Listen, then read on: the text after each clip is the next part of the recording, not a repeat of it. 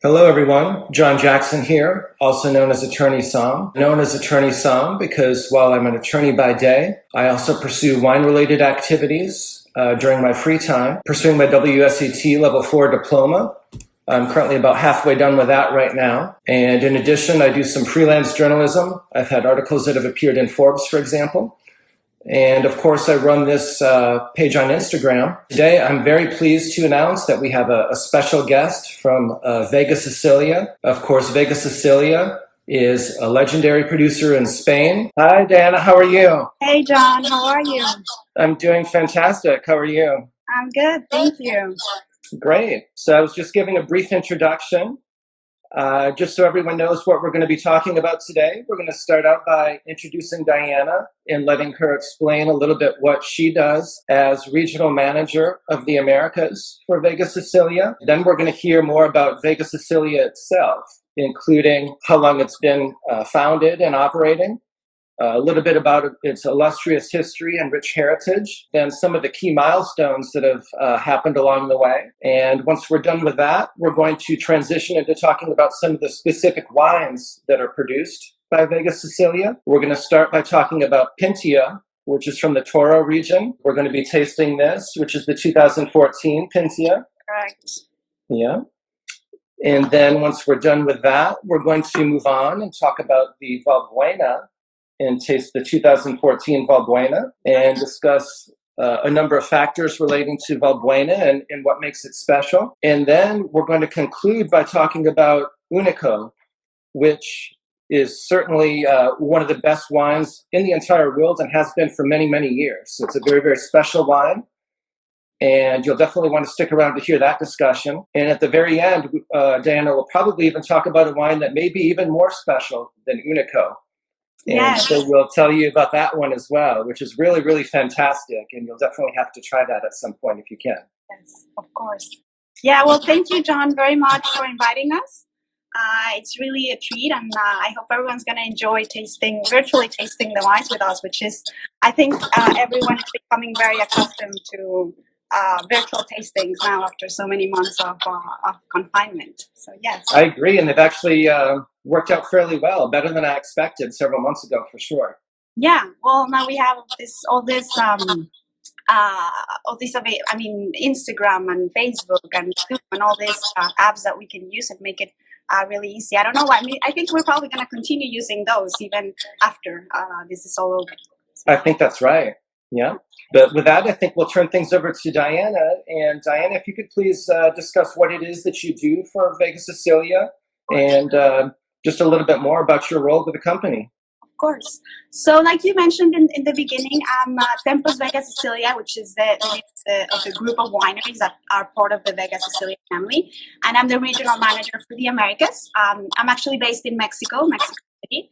And I cover the Americas for the group. I look over exports and also representing the company in tastings and events. And I cover both from Canada all the way to Argentina. So it's a fun job. I get to meet a lot of very interesting people. And of course, the wine business and the wine industry is also very fun to be in. There's a lot of very interesting backgrounds that in the end come together in wine, that find a common point in wine. So I've been doing this for about 4.5 years. And before that, I actually, I lived in Paris for about a little bit over 7.5 years, almost 8 years. I did my master's in viticulture and enology in France, and I stayed there.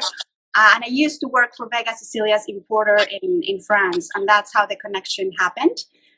When I came back to Mexico City, it was at the time where Vega Sicilia was looking for someone to help them in this part of the world, and it just became a very interesting opportunity for me. So very excited to do this for 4.5 years now.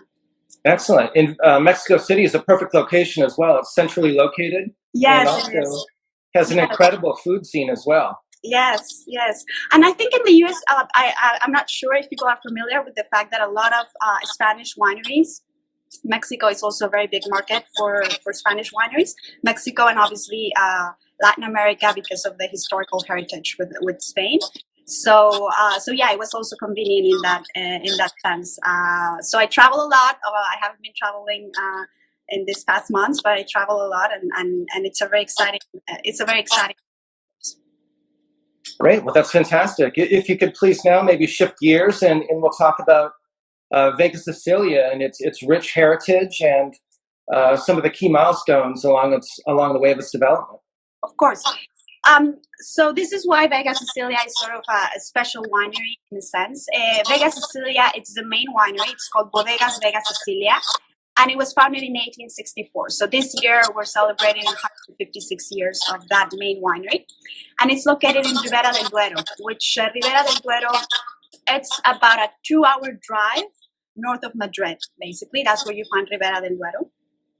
And this is a winery that was founded by a man called Eloy Lecanda. That he had a farm that was not only vines, it had all other crops planted. It was a big hacienda, like back in the day. But he was interested in wine, and he started bringing some varietals from France, like Cabernet Sauvignon and Merlot. And of course, he also planted the local varietals, which are Tempranillo and Albillo and Garnacha. He was actually the founding father of Vega Sicilia, and a lot of the practices that we actually have today in the winery have actually started then and have been not lost in 156 years. One of them is obviously the whole process of aging of the wines, the whole interest that he had in the soils and in the vineyards and the nature. It's a winery that's still very, very connected with that part, which is a very essential part of our production. I would say it's the pillar or the most important part of our production. And also, he started an allocation system, which is an allocation system that we still have in Spain today, and that he actually produced the wine for the people that were interested within his family, friends, and neighbors. So the production that he had was limited and was already sold by the time he ended the production and was ready to sell them. And we've been carrying out that allocation system, and we still have that in Spain. It's a system where we have right now about 3,000 clients, which are families that have been passing the allocation generation to generation. It's similar to the system that later adopted Napa Valley, for example. And it's a system that in Spain, we still keep it. We have right now about 2,000 people in waitlist in Spain. And we try to replicate it elsewhere, obviously not in the same way.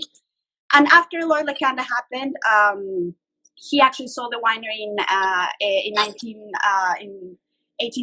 about 25 years after. And Vega Sicilia has had about 5 owners. And the current owners are the Alvarez family. They purchased the winery in 1982. And they purchased it from the only owner that was not Spanish. His name was the Newman family. And he was a very wealthy Venezuelan businessman. That he actually tasted Unico in New York in the 1960s. He loved the wine and he decided to purchase a winery. About 20 years later, he actually decided that he wanted to give the winery as a wedding present to his son. And his son was not very interested in wine. So he decided that he wanted to sell the winery. And that's when the Alvarez family comes in 1982, which, interestingly enough, it actually is at the same time that the Ribera del Duero appellation, AOC in Spain, was created. The Alvarez family have had the winery ever since. And David, the owner, the father of the family, he put Pablo, one of his 7 children, in charge of Vega Sicilia. Pablo Alvarez at the time was about 30 years old.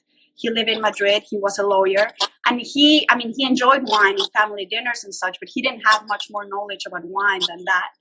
And he started going to Vega Sicilia first once a week, then twice a week, then 3 times a week. He started working very closely with the person that at the time was the general manager of the winery, Jesus Andon, and he completely fell in love with the project of Vega Sicilia. He actually convinced his father not to sell the winery because at the beginning, the idea that the Alvarez family had was more an investment than anything else.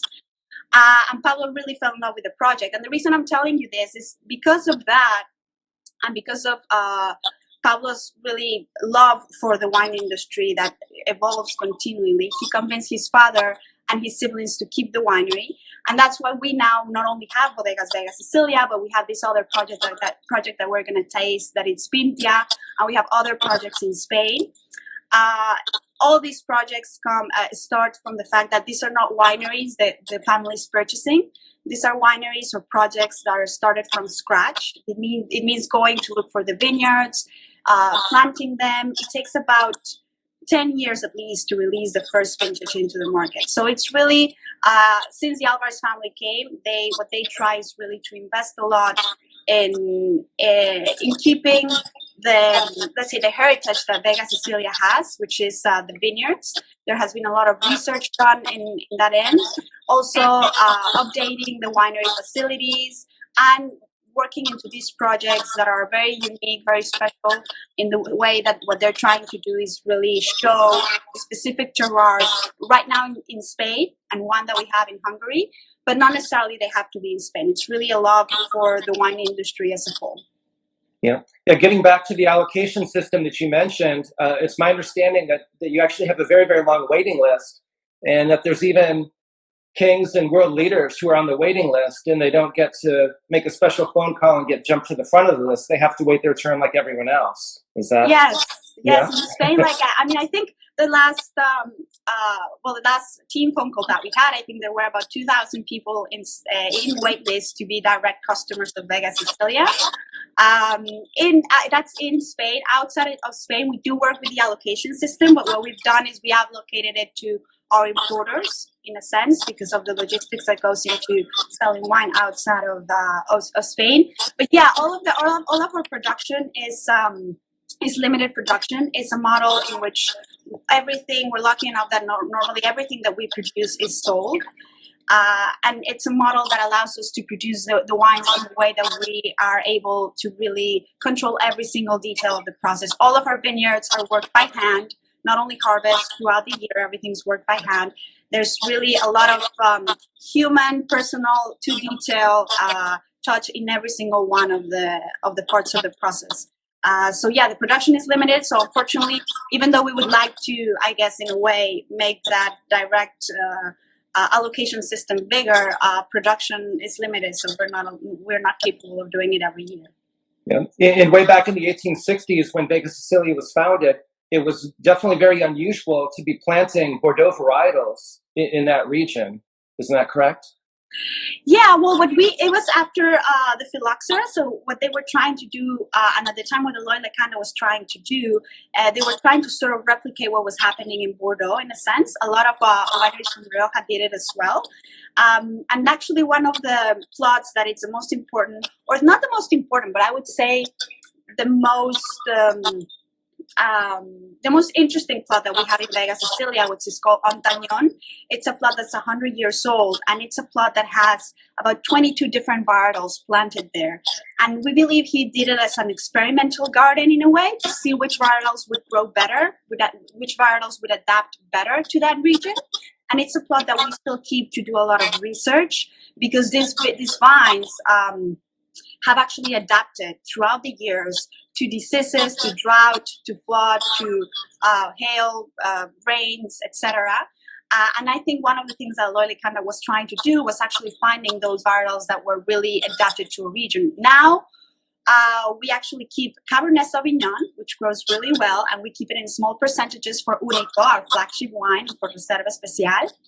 And then we also keep a little bit of Merlot for Valbuena as well.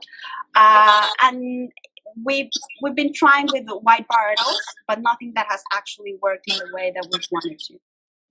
Okay, perfect.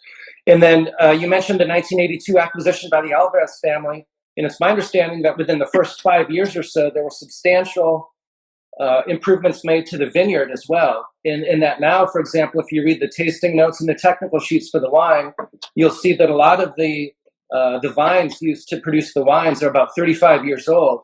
And if you do the math, it dates back to about that time period. Yes, well, in this sort of research that's been carried out, I think there's a little bit of interference. Can you hear me well? I can, yes. Okay, perfect. Let me see. If you don't, you let me know. So yeah, what the Alvarez family did is they came in and they started. I mean, they had a very clear idea, and the clear idea is that the most important part of Vega Sicilia was being able to keep the genetic heritage, to be able to maintain those vineyards, because that's really what makes Vega Sicilia special. So they started replanting. We have vines that are about 100 years old, and we've been replanting ever since. What we've been planting recently, it's more Tempranillo, because that is what we think it's a varietal that we know really well and that grows best. And every replanting that we do, it's important to say that it actually comes from that main 100-year-old plot. It means that we actually take, we do massal selection in order to replant our vineyards. And every single clone, we have a whole research zone on clones in the property. So everything that the Alvarez family has been replanting ever since has actually been our own clones that have been replicated in order to maintain that generic heritage that we have. The fact that it says in the tech sheets that it's a 30-year-old plot, it's true. It's because we believe that those really old vines are very important, are a treasure in terms of what I mentioned, research, massal selection, cloning. But we also think that a mix between older vines and younger vines, it's very important to keep wines young and fresh. Pablo, he always says that vines are a little bit like humans. You know, you can have you do not expect the human to be as strong, as powerful, and as productive at 90 as they are maybe at 40 or 50. So average vines of our vineyards in general are about 35-year-old vines. We don't actually use the grapes until they're 10 years old. Before that, we actually don't use them. But yeah. Excellent. And when people ask you what it is that makes Vega Sicilia wines special, regardless of the brand or the winery that the wines are bottled under, what would you say? What is it that distinguishes Vega Sicilia from other producers? I would say there are two things. The first one, in my opinion, is the vineyard itself. So nowadays, today we're really lucky because there's fantastic wine produced everywhere in the world. We're very lucky wine drinkers because we get a huge amount of options from everywhere in the world. But it's true that in the world of wine, it's a product that's very connected to the terroir and to the land. And you might have 10, 12 great terroirs in the world. These are pieces of land, the vineyards, that you don't really know why, but no matter what happens, you get fantastic fruit. And in the end, to make a great wine, you actually need great fruit. And I think that is the most important part of the Vega Sicilia, I would say, heritage, and what makes it unique and special. It's that piece of vineyard. And like I said, you have certain vineyards that you can pick. And even within Ribera del Duero, you can see that you have, and even within our property, you can see that the Vega Sicilia, the Unico and Valbuena vineyards behave differently than the ones that are across the street. You know, it's that piece of land, and that's what all this research has been done. And the second thing is the aging of the wines, of course. For Valbuena, which is the one that we will taste later, it's an aging of 5 years total, approximately, about 3 years in oak and 2 years in bottle. And for Unico, it's at least 10 years before releasing them. That aging of the wines, it's pretty unique, and we think it obviously influences the end product. We have this idea that small contact with oxygen throughout all these years in barrel actually gives you a certain stability in the wine that very few other wineries in the world are actually working with that. And we've been doing it since forever, since the winery started. And we think that is one of the other things that makes our wines pretty interesting. Not only the aging when they're released, but also the potential of aging. In the case of Unico, for example, it's a wine that in certain really great vintages, it's a wine that can age 50, 60 years, and you can still open the wine and the wine is going to be alive. It's going to still show the fruit. It's going to still show the color. It's a wine that has that very unique capacity of staying alive for a really long time. So I would say those are the two things. Yes. Yeah.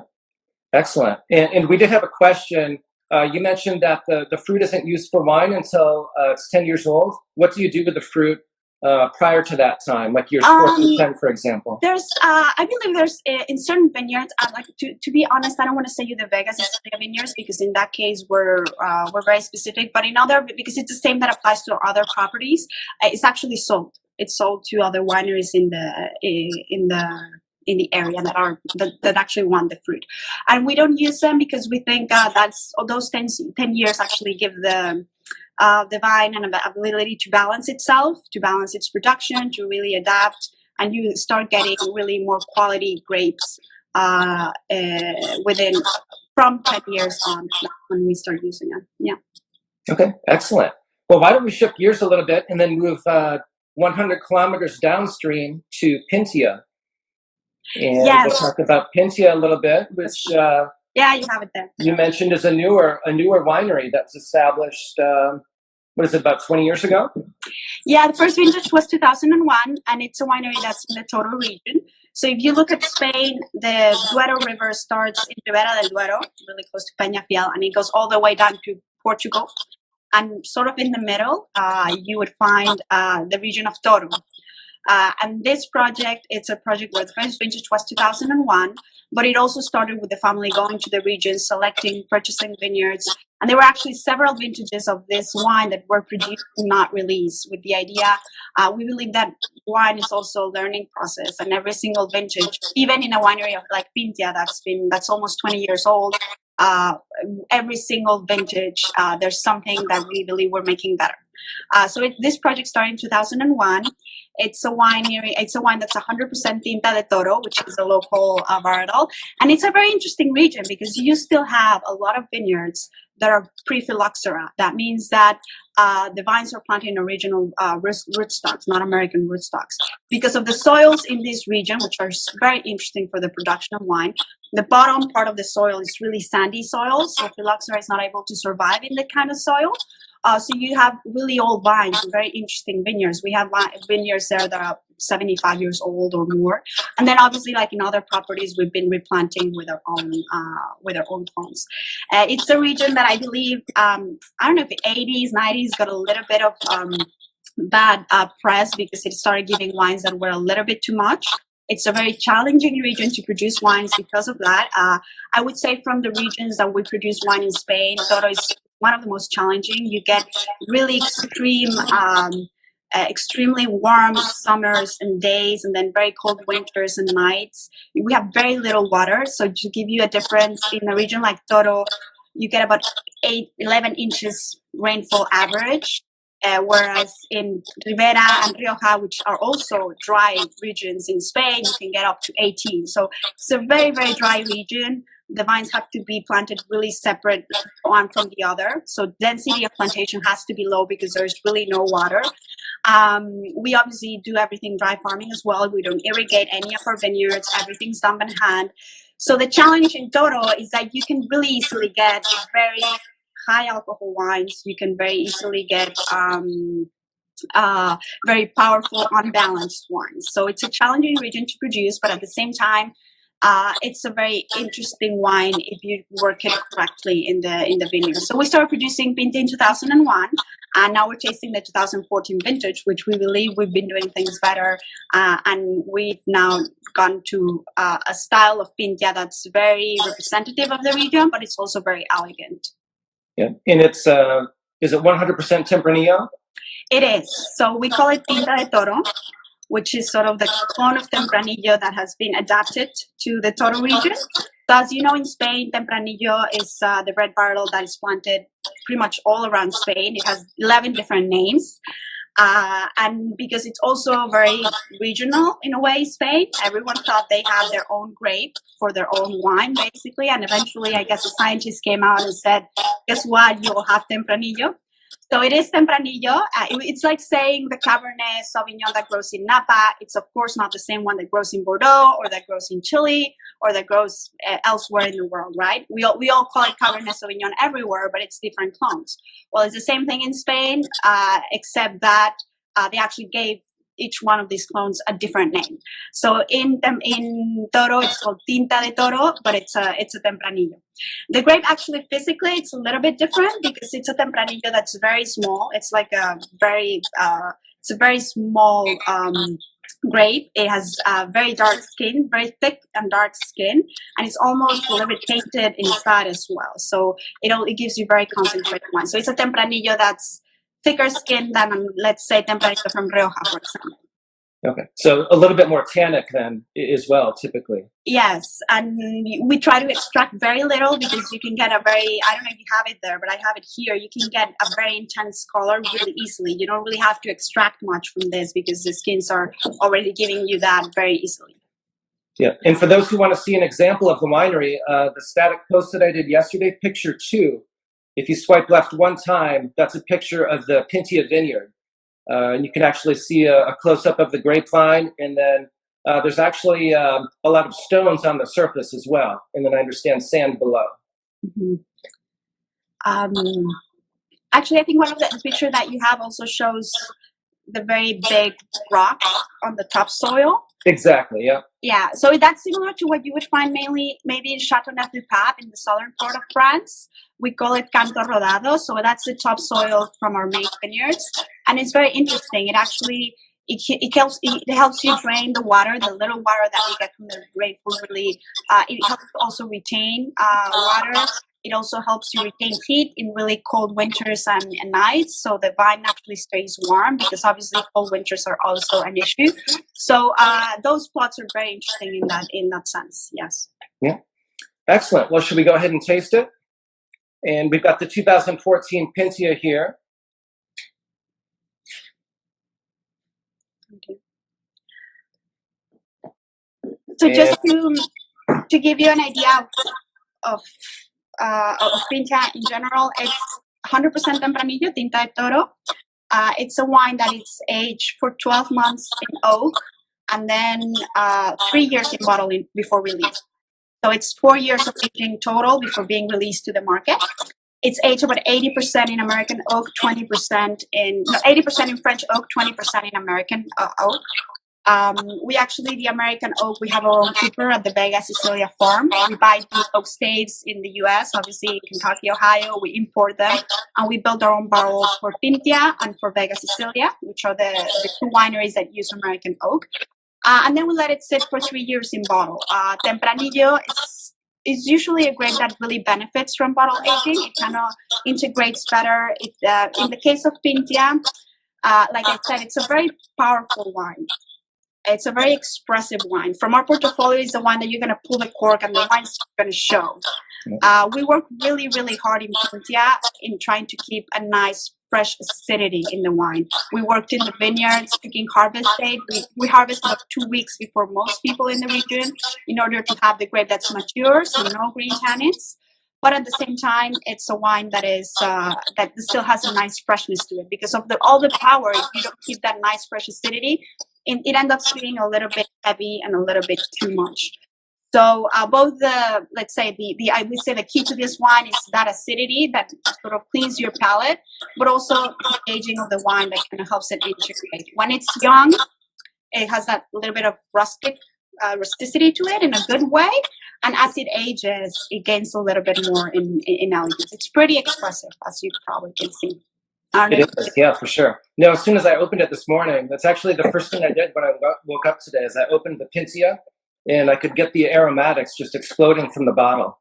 So very, very expressive, and I did a healthy decant on it too. So I put it in the decanter immediately and gave it some air. We had one a few weeks ago, and we didn't finish it. We had a couple glasses, and then it was actually even better the next morning. So that led me to think that it would benefit from a long decant. And so I decanted it probably about 3 hours this morning, and it's drinking extremely well right now. Okay. Yeah. How have you seen it evolve from the 3 hours from this morning? Is it showing? So the tannins are a little bit softer. And part of that is also it's not 8 in the morning anymore. It's maybe a little bit later in the day. Yeah.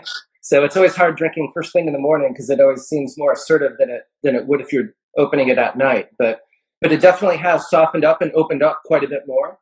So I definitely think that it benefited from the oxygen. Now I was getting a lot of mocha and coffee, and of course dark fruit as well. Like a lot of blackberry, black cherry, and a little bit of mocha notes. It's really very very nice wine, and the aromatics are very nice and expressive, as you mentioned. And it also ages very well. I remember I bought a number of the bottles of the 2010 vintage. Very nice. And Yes. I had the opportunity to have dinner with the technical director from Sicilia about a year ago, Gonzalo Iturriaga. Yeah. And he came to Dallas, and we actually had a fantastic dinner there at my wine club. And there we had the 2010 Pintia, and it was drinking extraordinarily well. And he mentioned that, I think in his opinion, he thought it peaks after about 10 years from the vintage. Yeah, that's what we usually say with Pintia. I mean, it's a wine that's already been aged for 3 years from release, and we give it a aging of about 10 years. We always say that with aging of wines, obviously we also learn from each vintage how much they can age. We have vintage Pintia that have aged more than that. We had the opportunity to have some 2007, for example, and it's drinking really nicely right now because there's so much concentration in the wine as well that it has a nice acidity. It's a wine that can actually, in good conditions, can age very, very well. Yeah, I think in a way Pintia loses a little bit, like I said, of that first sort of big, expressive first punch that it gives. It gains a lot in elegance, but because it's a concentrated wine, the fruit is still going to be there a few years later, of course. Yeah. And it's drinking so young, it's hard to resist drinking it and letting it age until it gets much older as well. So. Honestly, for this winery, for Pintia, and the other winery that we have at Leon, it is difficult to find older vintages in the market or even in restaurants, in wine menus. It's not easy to find older vintages. These are usually wines that are, because they're already aged when they're released, they usually, wine drinkers, consumers just drink them, which is what they're meant for. It's just eventually if you want to have a different experience. Also, we always said that it doesn't mean that you have to wait 10 years to drink it. Sometimes even waiting 1 year or 2 years, it actually makes a difference in the wine. And it's an interesting experience if you're looking to have a more evolved red wine anyway. It does. And so what I always recommend is that people buy maybe 5 to 6 bottles of a wine or even a case, and then open one maybe right away, and then wait every 12 to 18 months to open another one. And then you can track its progress and learn when you best like to drink it. And then use that as your guide going forward. Mm-hmm. Yeah. Yeah. What are some of your favorite food pairings with Pintia? I actually think with Pintia, it's a wine that does require food in a way. It's a wine that you have the sip and it invites you to eat something, and at the same time while eating and drinking it, it kind of cleanses your palate. Obviously, because of the structure of the wine, we always recommend it with a richer food. Obviously, the first that comes to mind, and it's usually obviously steak, rich meat, cooked meat. It's something very interesting. If you go more locally, which is how we usually, it's also wine that's very like the ones in Ribera. That's usually enjoyed with lamb. That's something that's very, very common. But I've actually had some interesting pairings with Pintia. I've had some pairings that some chefs have actually included some beetroot sauces or sauces that are more red fruit oriented, to try to, or more creamy pastas and such that can be interesting. Everything that has to do with bacon or meat or such, it's very interesting. Also, it's a wine that honestly, if you want to do it with something more simple, which is always possible, and you can actually enjoy the wine very well, it's just having something to actually, like I said, clean your palate a little bit and invite you to drink more. Those tannins are going to ask you for food. So it can be something very simple, but of course, the first thing that comes to mind is really rich food. Okay. Yeah. And what are some of your favorite vintages of Pintia so far? From the ones that I've had, I really like the vintages from 2010 on. I think the work that the winery has been doing in the vineyards, it has actually paid off. The wine has gained a lot in elegance while it's been young. So 2010 is one of those. I really, really enjoyed 2012 as well. And 13 was a cooler vintage in the region. So it's always nice. We actually, even though those cooler vintages are not very praised by, I guess, wine critics in a way because they're very challenging and difficult vintages, for us in warm regions like this one, when they're worked correctly, they actually give us an extra freshness that we're always looking for in these types of wines. And going back, I've actually had some Pintia, like I said, from 2007. I've had it 2001. It's actually very difficult to find, so if you actually find it, that's very good. And what happened with those vintages, with really young vintages of Pintia, is when they were released back in the day, they were very, very big. So with that extra aging of over 10 years or such, the wine has really gained a lot of elegance. But yeah, these current vintages, they're showing an elegance that is very unique for the Toro region. Yeah, no, for sure. It's definitely much more polished and refined than a lot of wines you'll find from Toro. Yeah. And yeah. Excellent. Well, shall we shift gears and talk about Valbuena? Of course. Yeah, you have the 2014 there, which is what I have here. Yeah. So Valbuena, it is from the main winery, from the main Vega Sicilia winery. And it is not really our second wine. We produce 3 wines in Vega Sicilia: Unico, Reserva Especial, Unico, which we'll discuss, and Valbuena. What happens with Valbuena is a wine that is aged less time than Unico. Is aged 5 years, 2 years, 3 years in oak and 2 years in bottle before release. And it's a wine, in this vintage in particular, it's about a 95% Tempranillo, or Tinto Fino, how we call it locally, and a 5% Merlot. And what happens with Valbuena is Valbuena comes from the same vineyards that Vega Sicilia, that Unico Vega Sicilia comes from. We have about 52 different plots. Everything gets harvested and vinified by plot, and then it starts aging, and we start seeing how the wine is evolving. And based on that evolution of each one of the plots, it's decided which ones are going to go to Valbuena and which ones go to Unico. For Valbuena, we're looking for those plots that are looking more lively when they're young. They're going to look like they're going to have a quicker evolution, because with 5 years, this is a Vega Sicilia that's released and it's completely ready to drink. It can age from about 20 to 25 years, but you would see that it's still showing right now. It's showing so much depth. It's showing so much layers. It's really a wine that's ready to drink. For the aging, it's a little bit different than Pintia. We use both French and American oak, but we use barriques, and we also use oak vat, 10,000 and 20,000 liter oak vats. So throughout the 3 years of aging, the wine is racked, and it goes from the barrel, the normal size barrel that you know, to larger formats, which gives the wine a different interaction with oxygen. And like I mentioned in the beginning, it's that aging that actually gives our Tempranillos or our wines so much elegance. You would think, you'll taste it, but you would think that going from Pintia to maybe Valbuena, you're actually going to go, you're going to get a more intense wine. And it's the other way around. You kind of lose intensity and you go into wine that still has lots of fruit, but it's showing way more elegant.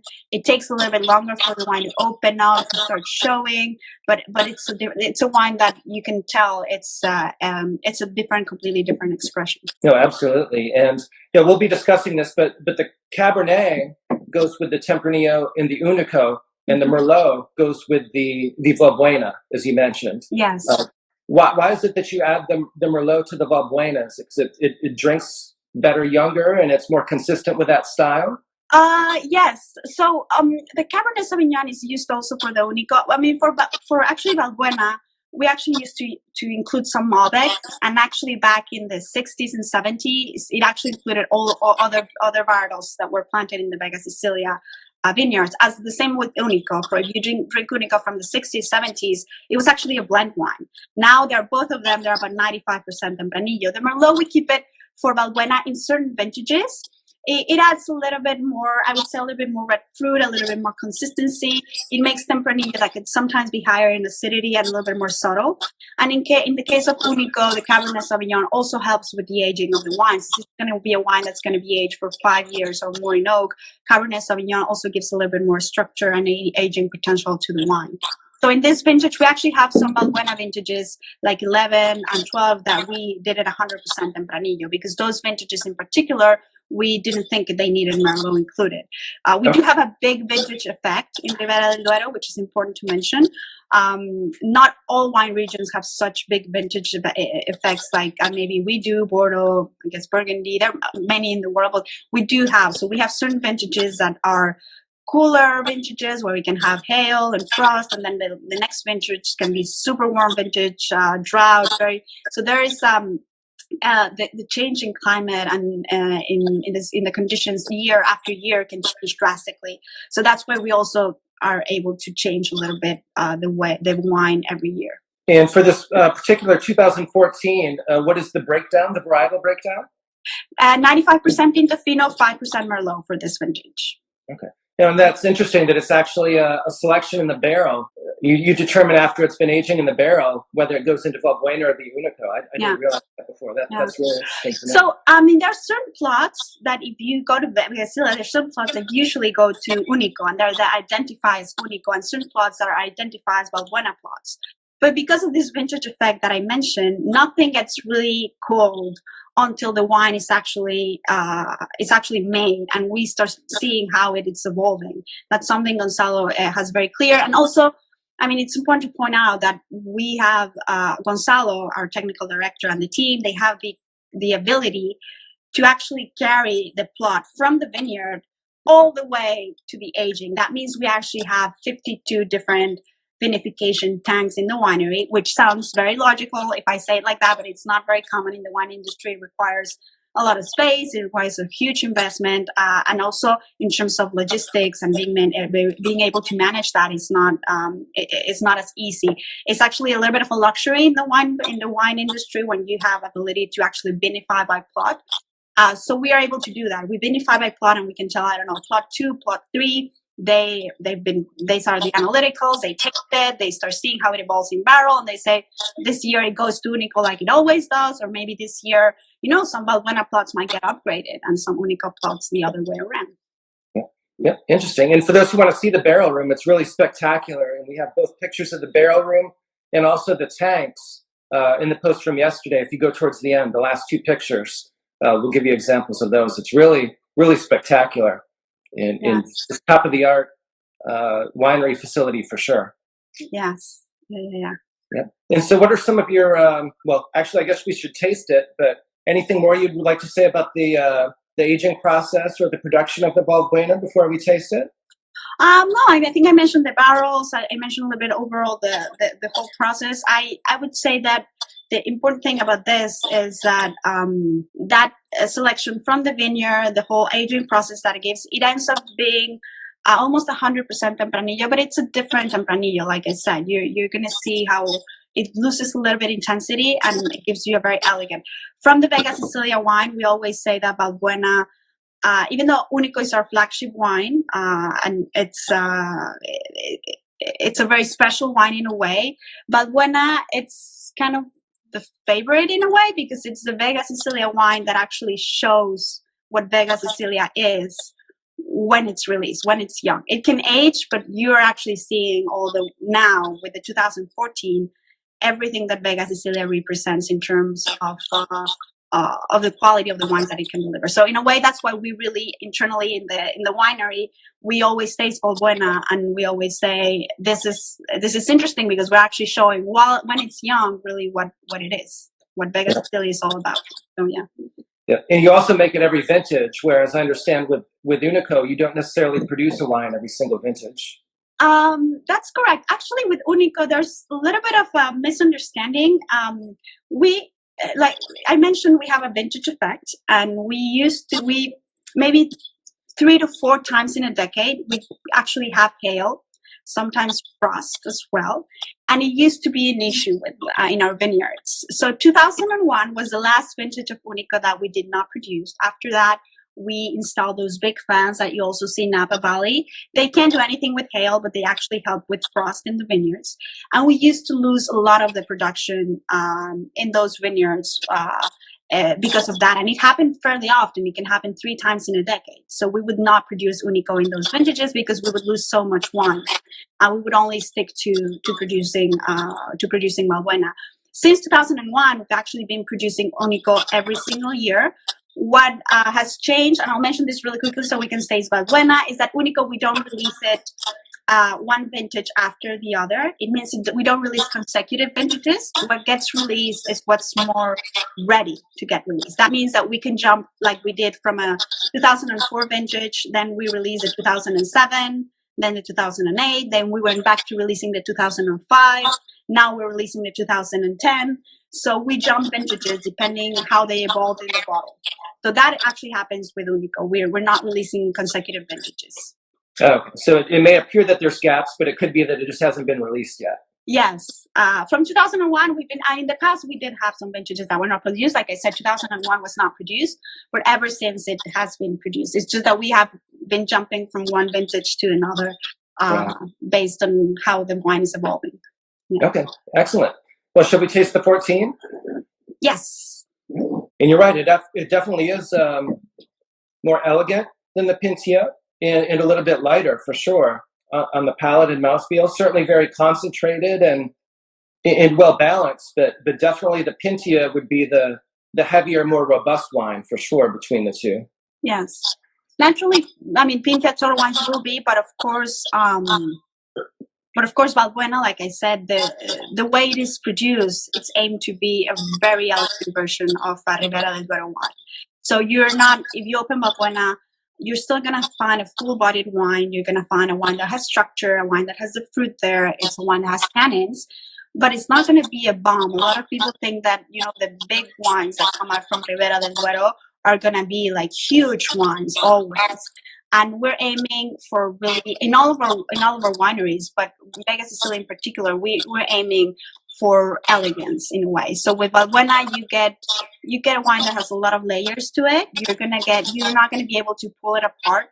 It's a wine that's going to show you in different, and also if you're enjoying it through, I don't know, you have your glass for an hour or such, or you decant the wine, it's going to show slowly.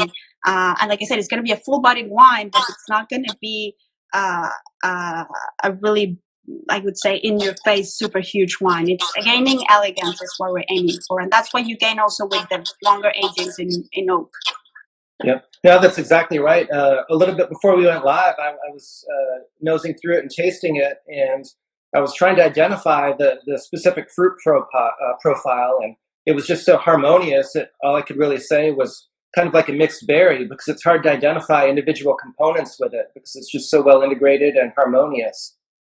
And I'm sure when we say 3 years in oak, you might think that there's going to be a huge oak presence in the wine.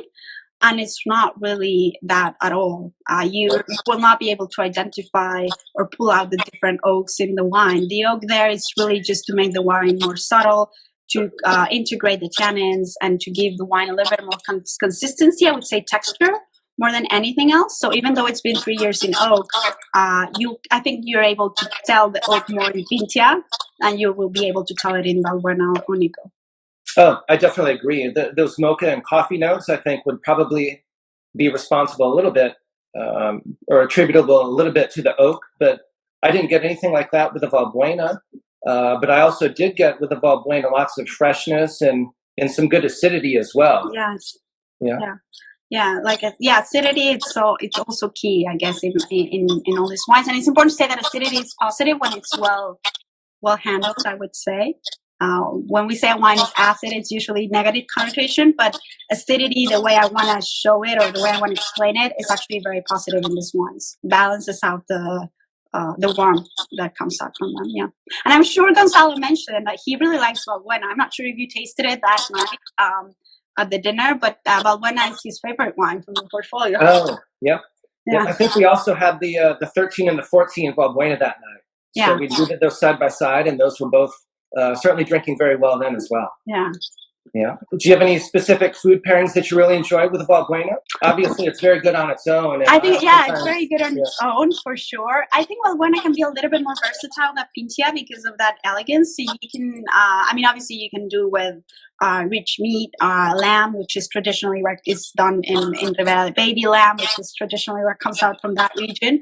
But because it's more elegant, you also it's a little bit more versatile. I've actually had some interesting pairings in dinners from chefs that actually gone all the way to pairing it with fish. So I would say it is way more versatile.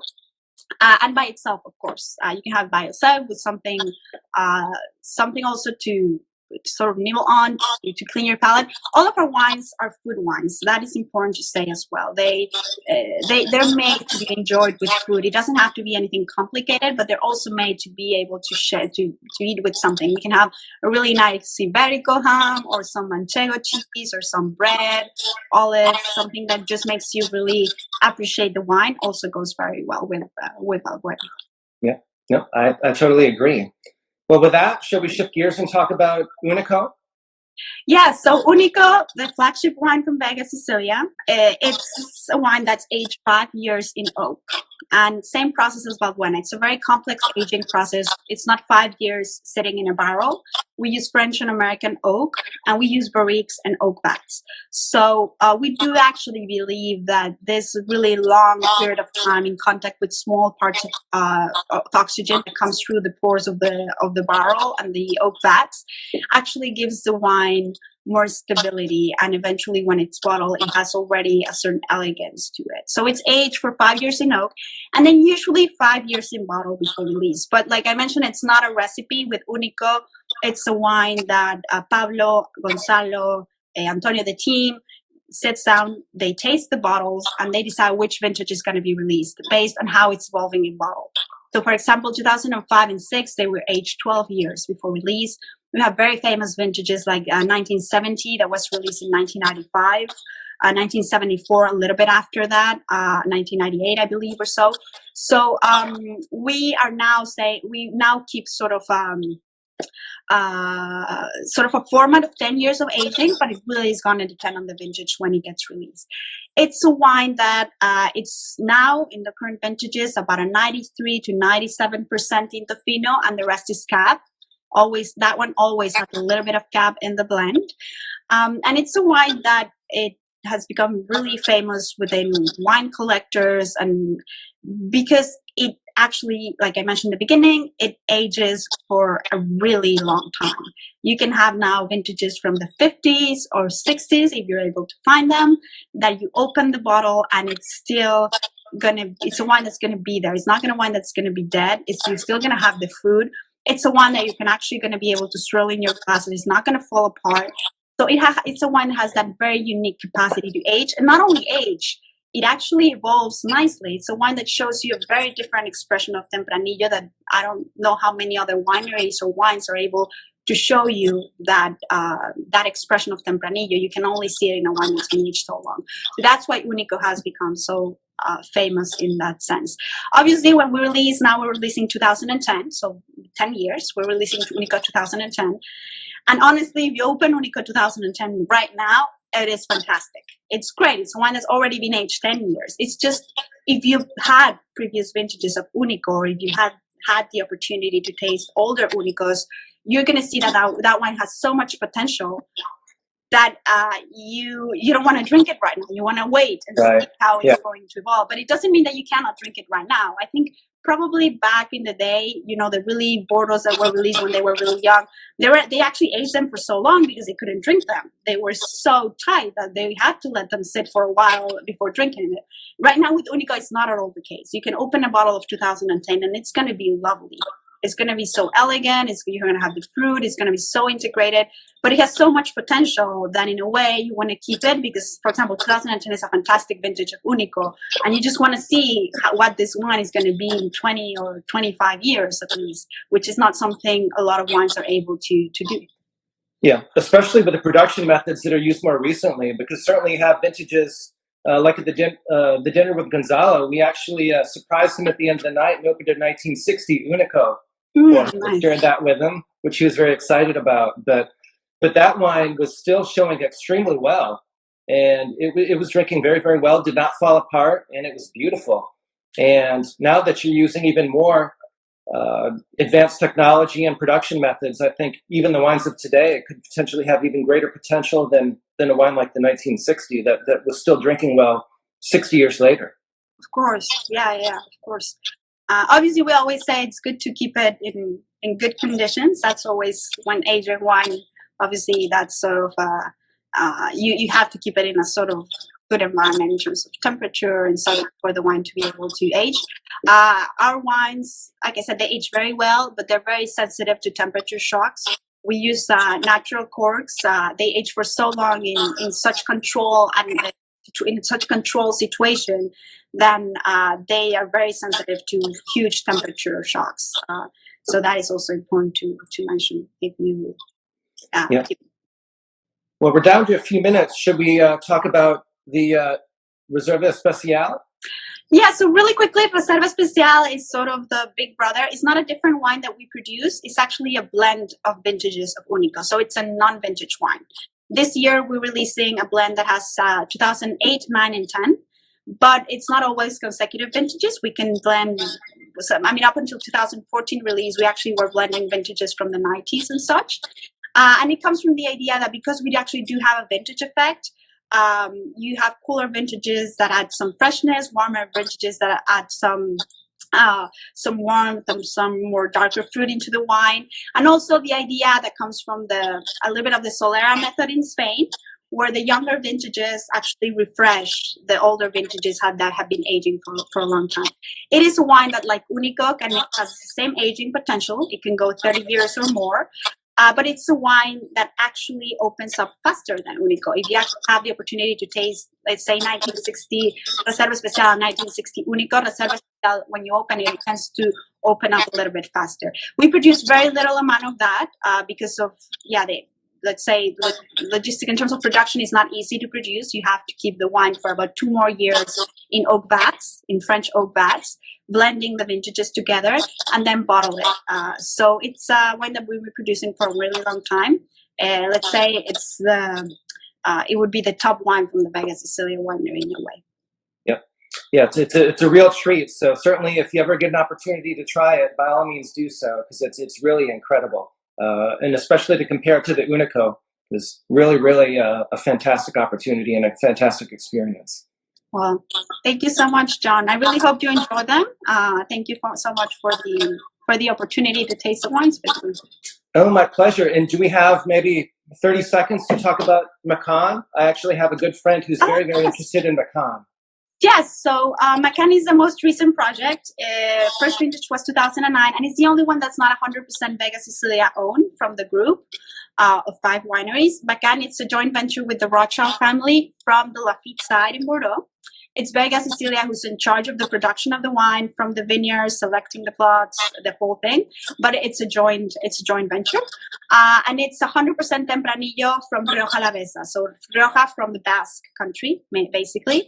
And it's a different expression of Rioja. It's we have 2 wines, Macon and Macon Clásico, and they're aged for about 12 months in French oak and about 2 or 3 years in bottle before.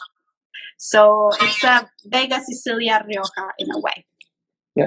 And for those looking for a lower price point, I believe that one is also a lower price point. It's maybe around $50 a bottle. Yes. In the United States. So that's a good way to get your foot in the door and taste a little bit of the Vega Sicilia experience at a lower price point. Fantastic. Yes. Yeah. Well, thank you so much. So today we've learned that Vega Sicilia has been a fantastic, legendary Spanish producer that's been around for more than 150 years.